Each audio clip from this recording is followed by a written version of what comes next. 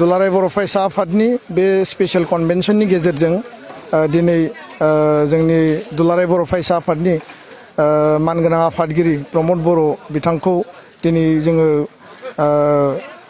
मोनसे मर्यादानि गेजेरजों मोनसे सन्माननि गेजेरजों जोङो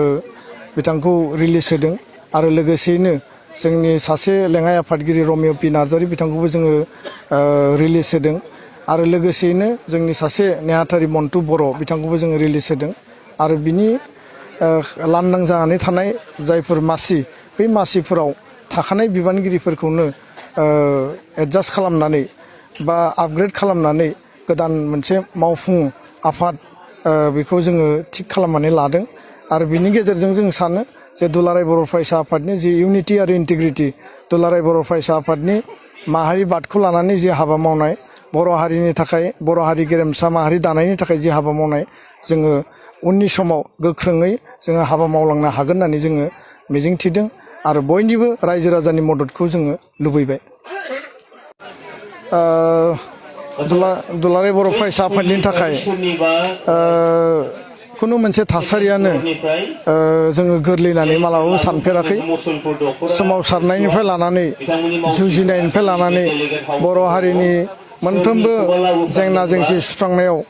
जोङो बेबायदि क्रिटिकेल थासारिखौ जोङो दिनै बारबोनानै 50 बोसोर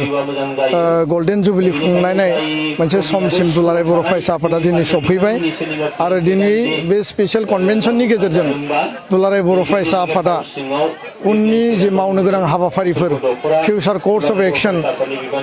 दुलाराय बर' फरायसा आफादा जिहेतु बिटिआर सुक्तिखौ एनडिएफबिनि मोनब्रै हान्जाखौ लाफानानै आरो इउबिपिएखौ लाफानानै जथायै बयनिबो मददजों बयनिबो नाजानायजों बयनिबो हाबाफारि मावनायजों जाफुंसार जाहोबाय। बे गोरोबथानि मोनफ्रोमबो दफाफोरखौ मोनफ्रोमबो आयदाफोरखौ जोङो गोग्गोमै आरो खम समनि गेजेराव जाफुंसार महर होनानै इमप्लिमेन्टेसन खालामनानै सरकारखौ नारसिननानै मावफुंहोनायनि गेजेरजों बर' माहारिनो थांना थानो थाखाय आलो गोजोन रायजो जानो थाखाय जोंनि अधिकारफोरखौ मोनफुंनो थाखाय जोङो जेरैबायदि जोङो सिमां नुदों बा जेरैबायदि एजेन्डा लानानै जोङो गोरोबथाखौ खालामबाय बे गासैबो हाबाफारिफोरखौ मावफुंना होनांगौनि थाखाय दुलाराय बर' फरायसा आफादनियाव दिनै बिबाना आरोबाव बांसिनदों गिलिर बिबान सफैदों आरो बिनिखायनो दुलाराय बर' फरायसा आफादनि गेजेरजों गासैबो बिथिंखौ जोङो जाहाथे मावफुंजोबनो हायो